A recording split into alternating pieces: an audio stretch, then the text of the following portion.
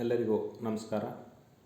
ಈ ಕಂಟೆಂಟ್ನ LMS ತರಗತಿಗಳಿಗೆ ತಮ್ಮೆಲ್ಲರಿಗೆ ಮತ್ತೊಮ್ಮೆ ಸ್ವಾಗತವನ್ನು ಕೋರುತ್ತಾ, ಇಂದು ಅಂತಾರಾಷ್ಟ್ರೀಯ ವ್ಯಾಪಾರದಲ್ಲಿ ಬರ್ತಕ್ಕಂತಹ ಇನ್ನೊಂದು ಪ್ರಮುಖವಾಗಿರ್ತಕ್ಕಂತಹ ಸಿದ್ಧಾಂತವನ್ನು ನಾವು ನೋಡೋಣ. ಅದೇ the modern theory of international trade ಅಥವಾ ಆಧುನಿಕ ಅಂತಾರಾಷ್ಟ್ರೀಯ ವ್ಯಾಪಾರದ ಸಿದ್ಧಾಂತ.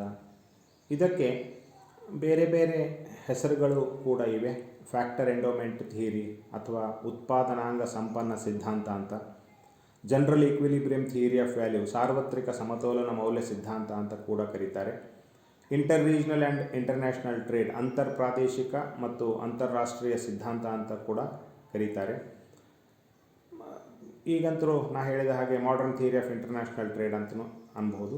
ಜೊತೆಗೆ ಹೆಕ್ಷರ್ ಆ್ಯಂಡ್ ಓಹಿಲಿನ್ ಥಿಯರಿ ಅಂತ ಕೂಡ, ಅಂದರೆ ಹೆಚ್ ಒ ಥಿಯರಮ್ ಅಂತ ಕೂಡ ಕರೀತಾರೆ. ಬೇರೆ ಬೇರೆ ಹೆಸರುಗಳಿಂದ ಈ ಸಿದ್ಧಾಂತವನ್ನು ಕರೆಯಲಾಗ್ತದೆ. ಆದರೆ ಈ ಸಿದ್ಧಾಂತ ಸಂಪ್ರದಾಯ ಪಂಥದ ಸಿದ್ಧಾಂತಕ್ಕಿಂತ ಮೆರುಗಾಗಿದೆ. ಇಲ್ಲಿ ಬಹಳಷ್ಟು ಬದಲಾವಣೆಗಳನ್ನು ಮಾಡಿ ಈ ಸಿದ್ಧಾಂತವನ್ನು ಹೆಕ್ಷರ್ ಮತ್ತು ಓಹಿಲಿನ್ ರವರು ಪ್ರಚುರಪಡಿಸಿರುತ್ತಾರೆ. ಮೊದಲಿಗೆ trade theories constructed till the 1930s had their own deficiencies. Therefore, economists of later generations continued their efforts to improve the old one and develop new theories of international trade. The classical and neoclassical theories of foreign trade assumed the comparative cost differences between the countries to be a given factor. These theories did not focus into the causes of these differences in comparative cost. It was Elie Heckscher who identified the cause of comparative cost differentials in the difference of factor endowments of different countries. Later on, O'Higgins, that is Bertil O'Higgins, analyzed the differences in the factor endowments of countries and its effect on their choices of production technique and introduced some new tools of analysis, namely production possibility curve and community indifference curve ಅಂತಕ್ಕಂಥ ಮಾತು ಇಲ್ಲಿ ಈ ಸಿದ್ಧಾಂತದ ಒಂದು ಮೂಲ ಮಾತಾಗಿದೆ.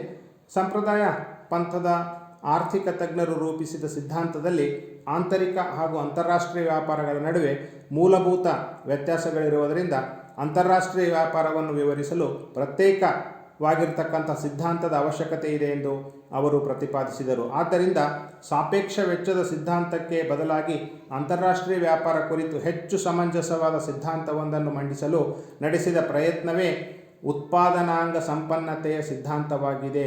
ಇದನ್ನೇ factor endowment theory ಅಂತ ನಾವು ಕರಿತೀವಿ. ಅಂತಾರಾಷ್ಟ್ರೀಯ ವ್ಯಾಪಾರದ ಆಧುನಿಕ ಸಿದ್ಧಾಂತ ಅಂತ ಕೂಡ ನಾವು ಇದಕ್ಕೆ ಕರಿತೀವಿ. ಈ ಸಿದ್ಧಾಂತದ ಪ್ರತಿಪಾದನೆಗೆ 1919ರಲ್ಲಿ ಮೊಟ್ಟ ಮೊದಲಿಗೆ ಸ್ವೀಡನ್ ದೇಶದ ಎಲಿ ಹೆಕ್ಷರ್ರಿಂದ ನಡೆದು ವಿವಿಧ ದೇಶಗಳಲ್ಲಿ ಬೇರೆ ಬೇರೆ ಉತ್ಪಾದನಾ ವೆಚ್ಚಗಳು ಚಾಲ್ತಿಯಲ್ಲಿರಲು ಕಾರಣಗಳೇನೆಂಬುದನ್ನು ಶೋಧಿಸಲು ಅವರು ಪ್ರಯತ್ನಿಸಿದ್ದಾರೆ. ನಂತರ ಅದೇ ಸ್ವೀಡನ್ ದೇಶದ ಇನ್ನೊಬ್ಬ ಅರ್ಥಶಾಸ್ತ್ರಜ್ಞರಾಗಿರ್ತಕ್ಕಂಥ ಬರ್ಟಿಲ್ ಓಹಿಲಿನ್ರಿಂದ ಇದರ ಆಳವಾದ ಅಧ್ಯಯನ ನಡೆದು ಅನೇಕ ಹೊಸ ಅಂಶಗಳು ಈ ಸಿದ್ಧಾಂತದಲ್ಲಿ ಸೇರ್ಪಡೆಗೊಳ್ಳಲಿಕ್ಕೆ ಸಾಧ್ಯವಾಯಿತೆಂದು ನಾವು ಹೇಳಬಹುದು. ಇವರ ಪ್ರಕಾರ ಆಂತರಿಕ ವ್ಯಾಪಾರಕ್ಕೂ ಹಾಗೂ ಅಂತಾರಾಷ್ಟ್ರೀಯ ವ್ಯಾಪಾರಕ್ಕೂ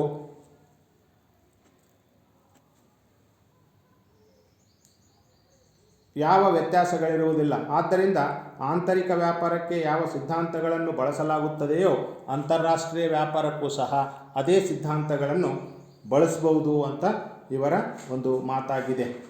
ಅಂತಾರಾಷ್ಟ್ರೀಯ ವ್ಯಾಪಾರವು ಕೇವಲ ಅಂತರ್ಸ್ಥಳೀಯ ಅಥವಾ ಅಂತರ್ಪ್ರಾದೇಶಿಕ ವ್ಯಾಪಾರದ ಒಂದು ವಿಶೇಷ ಪ್ರಕಾರವಾಗಿದೆ. International trade is but A special case of interlocal or inter-regional trade. ಸಾಪೇಕ್ಷ ವೆಚ್ಚದ ಸಿದ್ಧಾಂತವನ್ನು ಕಟುವಾಗಿ ಟೀಕಿಸುತ್ತಲೇ ಓಹಿಲಿನ್ರವರು ತಮ್ಮ ಸಿದ್ಧಾಂತವನ್ನು ಮುಂದುವರೆಸಿ ಉತ್ಪಾದನಾಂಗಗಳು ದೇಶದೊಳಗಡೆ ಚಲಿಸುತ್ತವೆ ಮತ್ತು ದೇಶದ ಹೊರಗಡೆ ಚಲಿಸುವುದಿಲ್ಲ ಎನ್ನುವ ಸಾಪೇಕ್ಷ ಸಿದ್ಧಾಂತದ ಕಲ್ಪನೆಗೆ ಅಲ್ಲಗಳೆದು ಉತ್ಪಾದನಾಂಗಗಳು ದೇಶದ ಹೊರಗಡೆ ಚಲಿಸುತ್ತವೆ, ಕೆಲವು ಸಂದರ್ಭಗಳಲ್ಲಿ ದೇಶದ ಒಳಗಡೆಯೂ ಅಚಲನೆಯನ್ನು ಹೊಂದಿರುತ್ತವೆ, ದೇಶಗಳ ನಡುವೆ ಕಂಡುಬರುವ ವೈವಿಧ್ಯತೆಗಳು ದೇಶದ ಒಳಗೂ ಸಂಭವಿಸುತ್ತವೆ, ಅದಕ್ಕಾಗಿ ಅಚಲನೆ ವಿಶೇಷವಾದದ್ದು ಏನೂ ಅಲ್ಲ, ಇದು ಸರ್ವಸಾಮಾನ್ಯವಾಗಿರ್ತಕ್ಕಂಥ ಸಂಗತಿ ಅಂತ ಬರ್ಟಿಲ್ ಓಹಿಲಿನ್ರವರು ಹೇಳ್ತಾರೆ. ಮುಂದುವರೆದು ಓಹಿಲ್ರ ಸಿದ್ಧಾಂತವು ಸಾರ್ವತ್ರಿಕ ಸಮತೋಲನ ಮೌಲ್ಯ ಸಿದ್ಧಾಂತವನ್ನು ಆಧರಿಸಿದೆ, general equilibrium theory of value. ಈ ಸಿದ್ಧಾಂತದ ಪ್ರಕಾರ ಯಾವುದೇ ವಸ್ತುವಿನ ಬೆಲೆಯು ಅದಕ್ಕಿರುವ ಬೇಡಿಕೆ ಮತ್ತು ಪೂರೈಕೆಯ ಪರಸ್ಪರ ಕ್ರಿಯೆಯಿಂದ ನಿರ್ಧಾರವಾಗುತ್ತದೆ. ಯಾವುದೇ ಸರಕಿನ ಬೇಡಿಕೆಯು ಅನುಭೋಗಿಗಳ ಬಯಕೆಗಳು, ಒಲವುಗಳು, ಅವರ ಆದಾಯಗಳು ಮತ್ತು ಇತರ ಎಲ್ಲ ಸರಕುಗಳ ಬೆಲೆಗಳು ಅಂದರೆ ಸಬ್ಸ್ಟಿಟ್ಯೂಟ್ ಪ್ರೈಸಸ್ ಅಂತೇನು ಹೇಳ್ತೀವಲ್ಲ, ಅವುಗಳ ಬೆಲೆಗಳಿಂದ ನಿರ್ಣಯಿಸಲ್ಪಡುತ್ತವೆ. ಸರಕಿನ ಪೂರೈಕೆಯು ಉತ್ಪಾದನಾಂಗಗಳ ಪೂರೈಕೆ ಮತ್ತು ಉತ್ಪಾದನೆಯ ಭೌತಿಕ ಹಾಗೂ ತಾಂತ್ರಿಕ ಸ್ಥಿತಿಗತಿಗಳನ್ನು ಅವಲಂಬಿಸಿರುತ್ತವೆ. ಆದ್ದರಿಂದ ಆಂತರಿಕ ವ್ಯಾಪಾರಕ್ಕೆ ಅನ್ವಯವಾಗುವ ಸಾರ್ವತ್ರಿಕ ಸಮತೋಲನ ವಿಶ್ಲೇಷಣೆಯನ್ನು ಗಣನೀಯವಾಗಿ ಬದಲಾವಣೆಗಳಿಲ್ಲದೆ ಅಂತಾರಾಷ್ಟ್ರೀಯ ವ್ಯಾಪಾರದ ಸಮಸ್ಯೆಗಳಿಗೂ ಅನ್ವಯಿಸಬಹುದು ಎಂದು ಓಹಿಲಿನ್ ಅಭಿಪ್ರಾಯಪಡುತ್ತಾರೆ. ಅವರ ಪ್ರಕಾರ ರಾಷ್ಟ್ರಗಳು ಕೇವಲ ರಾಷ್ಟ್ರೀಯ ಸರಿಹದ್ದುಗಳು, ಸುಂಕದ ಅಡೆತಡೆಗಳು, ಭಾಷೆ, ಪದ್ಧತಿ, ಸಂಸ್ಕೃತಿ, ವಿವಿಧ ಹಣಕಾಸಿನ ಪದ್ಧತಿಗಳಂತಹ ಗುರುತುಗಳಿಂದ ಪ್ರತ್ಯೇಕಿಸಲ್ಪಟ್ಟ ಭೂಪ್ರದೇಶಗಳಾಗಿವೆ. ಆದರೆ ಪ್ರಾಯೋಗಿಕವಾಗಿ ನೋಡಿದಾಗ ರಾಜಕೀಯ ಗಡಿಗಳು, ಸುಂಕದ ಅಡೆತಡೆಗಳು, ಇತರ ಭಿನ್ನತೆಗಳು ಹಾಗೂ ಎರಡೂ ದೇಶಗಳ ನಡುವೆ ಸರಕುಗಳ ಮತ್ತು ಉತ್ಪಾದನಾಂಗಗಳ ಮುಕ್ತ ಚಲನೆಗೆ ಇರುವ ಅಡಚಣೆಗಳು ಶಾಶ್ವತವಾದುವಲ್ಲ, ಇವು ತಾತ್ಕಾಲಿಕ ಅಡೆತಡೆಗಳು ಅನ್ನುವ ಮಾತು ಅವರದಾಗಿದೆ. ಅಂತಾರಾಷ್ಟ್ರೀಯ ಸರಿಹದ್ದುಗಳು ಬದಲಾಗುತ್ತವೆ, ಸುಂಕದ ಗೋಡೆಗಳು ಕುಸಿಯುತ್ತವೆ, ಅಂದರೆ ಅಡೆತಡೆಗಳು ಹೋಗುತ್ತವೆ. ಆದ್ದರಿಂದ ದೇಶ ಪ್ರದೇಶಗಳ ನಡುವೆ ಭಿನ್ನತೆಗಳು ಇರುವುದಿಲ್ಲ ಮತ್ತು ಆಂತರಿಕ ಹಾಗೂ ಅಂತಾರಾಷ್ಟ್ರೀಯ ವ್ಯಾಪಾರ ಒಂದೇ ರೀತಿಯಾಗಿರುತ್ತದೆ. ಈ ವ್ಯಾಪಾರ ಎಲ್ಲಿಯಾದರೂ ನಡೆಯಲಿ, ಎಲ್ಲದಕ್ಕೂ ಸಾಮಾನ್ಯ ಮೌಲ್ಯ ಸಿದ್ಧಾಂತದ ನಿಯಮಗಳೇ ಅನ್ವಯಿಸುತ್ತವೆಂದು ಅವರು ಹೇಳುತ್ತಾರೆ. ಅದಕ್ಕಾಗಿ ಆಂತರಿಕ ಅಂತಾರಾಷ್ಟ್ರೀಯ ವ್ಯಾಪಾರಗಳೆರಡು ಒಂದೇ ತಳಹದಿಯ ಮೇಲೆ ನಿಂತಿರತಕ್ಕಂಥವು. ಸಾಪೇಕ್ಷ ವೆಚ್ಚದ ಕಲ್ಪನೆಯು ಅಂತಾರಾಷ್ಟ್ರೀಯ ವ್ಯಾಪಾರಕ್ಕೆ ಮಾತ್ರ ಅನ್ವಯಿಸುವುದಿಲ್ಲ, ಆಂತರಿಕ ವ್ಯಾಪಾರಕ್ಕೂ ಸಹ ಅದು ಅನ್ವಯಿಸುತ್ತದೆ.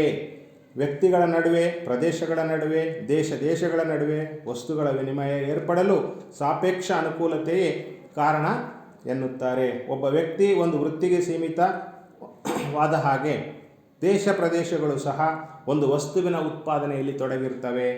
ಉದಾಹರಣೆಗೆ ಒಬ್ಬ ವೃತ್ತಿಯಲ್ಲಿ ವಕೀಲನಾದರೆ ಮತ್ತೊಬ್ಬ ಡಾಕ್ಟರ್, ಇನ್ನೊಬ್ಬ ಟೀಚರ್, ಅಂಥವರು ತಮ್ಮ ವೃತ್ತಿಯಲ್ಲಿ ವೈಶಿಷ್ಟ್ಯತೆಯನ್ನು ಪಡೆಯುತ್ತಾರೆ.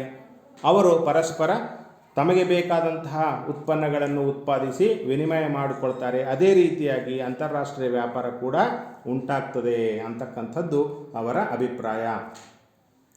ಓಹಿಲಿನ್ರ ಪ್ರಕಾರ ಉತ್ಪಾದನೆಯ ರಚನೆ, ವೈಶಿಷ್ಟ್ಯ ಮತ್ತು ವಿವಿಧ ಪ್ರದೇಶಗಳ ನಡುವೆ ವ್ಯಾಪಾರದ ಏರ್ಪಾಟನ್ನು ನಿರ್ಣಯಿಸುವ ಮುಖ್ಯ ವಿಷಯವೆಂದರೆ ಉತ್ಪಾದನಾಂಗಗಳ ಸಾಪೇಕ್ಷ ಲಭ್ಯತೆಯಾಗಿದೆ.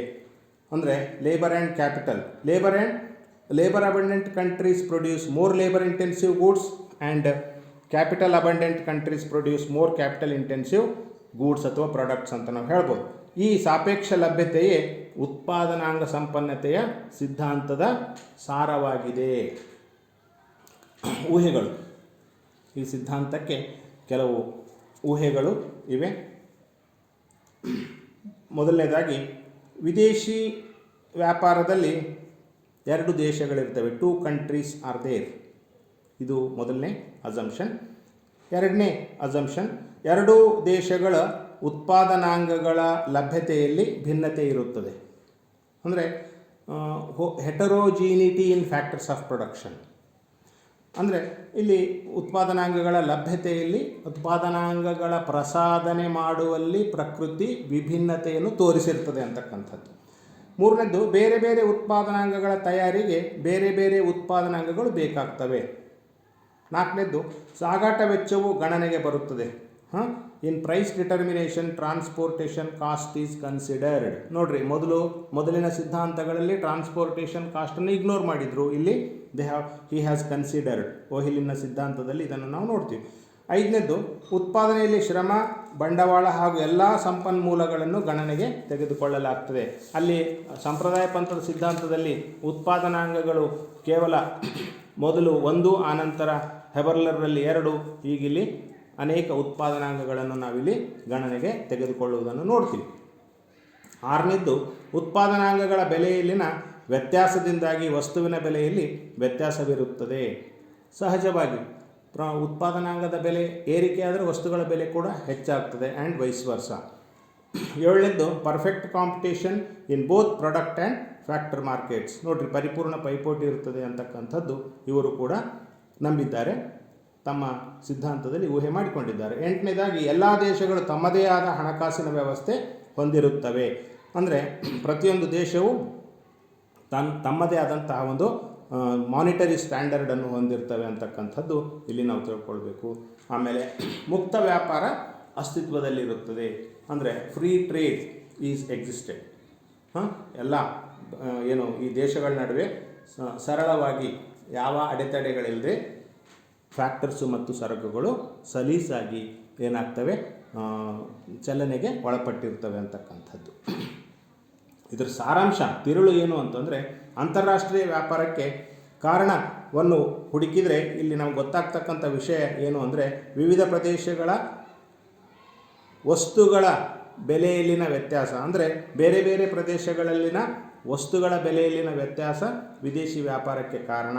ಅದಕ್ಕೇನು ಕಾರಣ?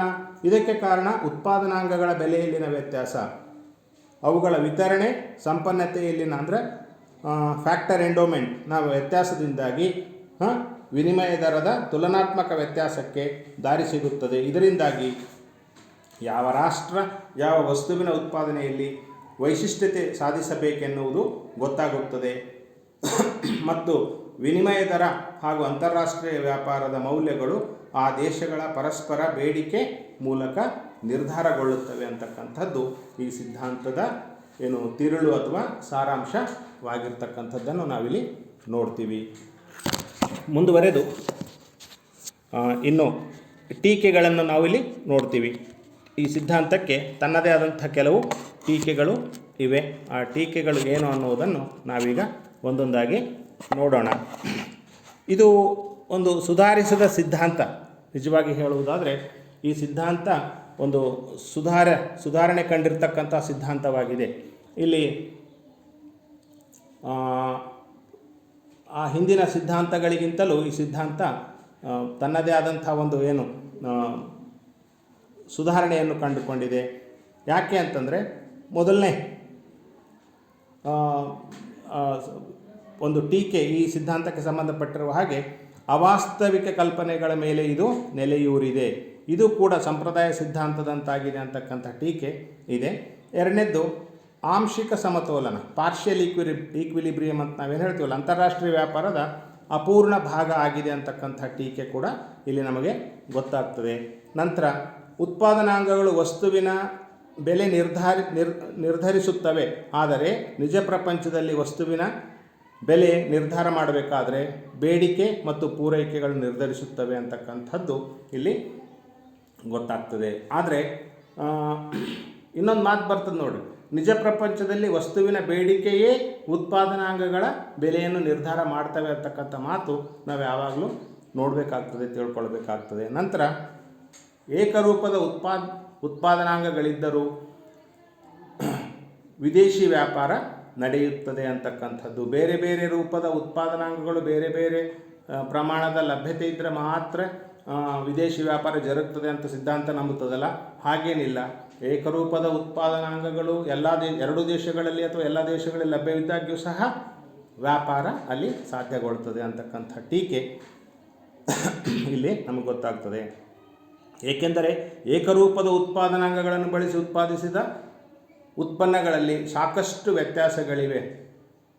ಎಕ್ಸಾಂಪಲ್, ಮೊಬೈಲ್ ಸೆಟ್ಸ್ ನೋಡಿರಿ, ಎರಡು ದೇಶಗಳು ಮಾಡ್ತವೆ. ನೋಕಿಯಾ ಒಂದು ಮಾಡ್ತದೆ, ಸ್ಯಾಮ್ಸಂಗ್ ಒಂದು ದೇಶ ಮಾಡ್ತದೆ, ಜಿಯೋಮಿ ಇನ್ನೊಂದು ದೇಶ ಮಾಡ್ತದೆ.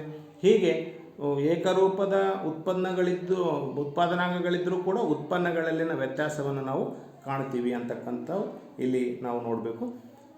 ಉತ್ಪಾದನಾಂಗ ಕಾರ್ಯಗಳಲ್ಲಿ ಏಕತೆ ಅಂದರೆ ಎರಡೂ ರಾಷ್ಟ್ರಗಳಲ್ಲಿ ಉತ್ಪಾದನಾ ಕಾರ್ಯಸರಣಿ ವಿಭಿನ್ನವಾಗಿರುತ್ತದೆ. ಆ ಕಾರಣಕ್ಕಾಗಿ ಇಲ್ಲಿ ಉತ್ಪಾದನಾ ಕಾರ್ಯದಲ್ಲಿ ಏಕತೆ ಇರ್ತದೆ ಅಂತಕ್ಕಂಥದ್ದು ವಿಮರ್ಶೆ ನಾವು ನೋಡ್ತೀವಿ. ಉತ್ಪಾದನಾಂಗಗಳ ಪರಿಪೂರ್ಣ ಚಲನೆ ಇರುವುದಿಲ್ಲ ಎನ್ನುವುದು ತಪ್ಪು ಕಲ್ಪನೆ. ಏಕೆಂದರೆ ಭಾರತೀಯರು ಅಮೇರಿಕಾದಲ್ಲಿ, ಕೆನಡಾದಲ್ಲಿ, ಇಂಗ್ಲೆಂಡ್ನಲ್ಲಿ, ಆಸ್ಟ್ರೇಲಿಯಾದಲ್ಲಿ ಮುಂತಾದ ದೇಶಗಳಲ್ಲಿದ್ದಾರೆ. ಅದರಂತೆ ಈ ದೇಶದ ಬಂಡವಾಳ ನಮ್ಮ ದೇಶದಲ್ಲಿ ಸಾಕಷ್ಟಿದೆ. ಆ ಎಲ್ಲ ದೇಶಗಳ ಬಂಡವಾಳವನ್ನು ನಾವು ಸಾಕಷ್ಟು ಪ್ರಮಾಣದಲ್ಲಿ ನಮ್ಮ ದೇಶದಲ್ಲಿ ಹೂಡಿಕೆ ಮಾಡಿರುವುದನ್ನು ನೋಡ್ತೀವಿ. ಅಂದರೆ ಫ್ಯಾಕ್ಟರ್ಸ್ ಆಫ್ ಪ್ರೊಡಕ್ಷನ್ ಮೂಮೆಂಟ್ ಇರ್ತದೆ ಅಂತಕ್ಕಂಥದ್ದು ಇದರಿಂದ ಗೊತ್ತಾಗ್ತದೆ. ಇವೆಲ್ಲ ಇದಕ್ಕೆ ಸಂಬಂಧಪಟ್ಟ ಒಂದು ಏನು ಕ್ರಿಟಿಸಿಸಮ್ ಮತ್ತು ಕೊನೆ ಭಾಗ ಉಪಸಂಹಾರ. ಕನ್ಕ್ಲೂಷನ್ನಲ್ಲಿ ಹೆಚ್ಚು ಸಿದ್ಧಾಂತವು ಅಂದರೆ ಹೆಕ್ಷರ್ ಮತ್ತು ಓಹಿಲಿನ್ರವರ ತತ್ವವು ಸಂಪ್ರದಾಯಪಂಥೀಯ ತತ್ವಕ್ಕಿಂತ ವಿಭಿನ್ನವಾಗಿರುವುದನ್ನು ನಾವು ನೋಡ್ತೀವಿ. ಏಕೆಂದರೆ ಅಂತಾರಾಷ್ಟ್ರೀಯ ವ್ಯಾಪಾರವು ಆಂತರಿಕ ವ್ಯಾಪಾರದ ಒಂದು ಅಂಗವಾಗಿದೆ. ಇವರ ತತ್ವವು ಸಾರ್ವತ್ರಿಕ ಮೌಲ್ಯ ಸಿದ್ಧಾಂತದ ಚೌಕಟ್ಟಿನಲ್ಲಿದೆ. ಈ ತತ್ವವು ಶ್ರಮ ಬಂಡವಾಳಗಳನ್ನು ಗಣನೆಗೆ ತೆಗೆದುಕೊಂಡ ಕಾರಣ ಇದು ತನ್ನದೇ ಆದಂಥ ಒಂದು ಶ್ರೇಷ್ಠತೆಯನ್ನು ಹೊಂದಿದೆ ಮತ್ತು ಅಂತಾರಾಷ್ಟ್ರೀಯ ವ್ಯಾಪಾರಕ್ಕೆ ಉತ್ಪಾದನಾಂಗಗಳ ಪೂರೈಕೆಯಲ್ಲಿನ ವ್ಯತ್ಯಾಸಗಳೇ ಕಾರಣ ಎಂದಿದ್ದಾರೆ. ಶ್ರಮ ಹಾಗೂ ಬಂಡವಾಳಗಳ ಸಾಪೇಕ್ಷ ಉತ್ಪಾದನೆಯಲ್ಲಿನ ಭಿನ್ನತೆಗಳೇ ಅಂತಾರಾಷ್ಟ್ರೀಯ ವ್ಯಾಪಾರಕ್ಕೆ ಕಾರಣವಾಗ್ತವೆ ಅಂತಕ್ಕಂಥ ಒಂದು ಸಿದ್ಧಾಂತ ಇದಾಗಿರೋದ್ರಿಂದ ಅಂತಾರಾಷ್ಟ್ರೀಯ ವ್ಯಾಪಾರದಲ್ಲಿ ಈ ಸಿದ್ಧಾಂತ ತನ್ನದೇ ಆದಂಥ ಒಂದು ಬೆಳಕನ್ನು ಚೆಲ್ಲಿದೆ ಅಂತಕ್ಕಂಥ ಮಾತನ್ನು ಹೇಳ್ತಾ ಈ ವಿಡಿಯೋವನ್ನು ಇಲ್ಲಿಗೆ ಮುಗಿಸ್ತೇನೆ. ಧನ್ಯವಾದಗಳು.